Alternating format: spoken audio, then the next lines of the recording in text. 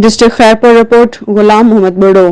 Khairpur reporter शहीदपुर जी रहवासी मिसमात जरीना धी अमीर बख्श लगारी शिकारपुर जी रहवासी अरबाब पुट मोहम्मद इलियास कटोसा सखर जी अदालत में अदालती प्यार जो परणो करे छड़ियो। बाद में जोड़े खैरपुर पहुंची सहाफ़िन अॻियां दाहींदे ॿुधायो त असां हिक ॿिए जी मर्ज़ी शरीयत मुहम्मदी मुताबिक़ निकाह कयो आहे, जंहिं ते नाराज़ थी ज़रीना जा माइट असांजी जानिन जा दुश्मन बणिजी विया आहिनि ऐं असांखे क़त्ल जूं धमकियूं ॾेई रहिया आहिनि, जंहिं करे असां बेदर्दी सां शिकार थी विया आहियूं।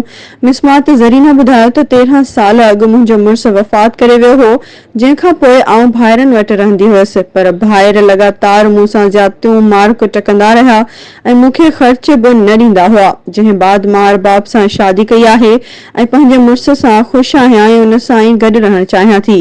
हुननि वसवारनि खे अपील कई त असांखे तहफ़ुज़ फ़राहम करे असांजूं हयातियूं बचायूं वञनि।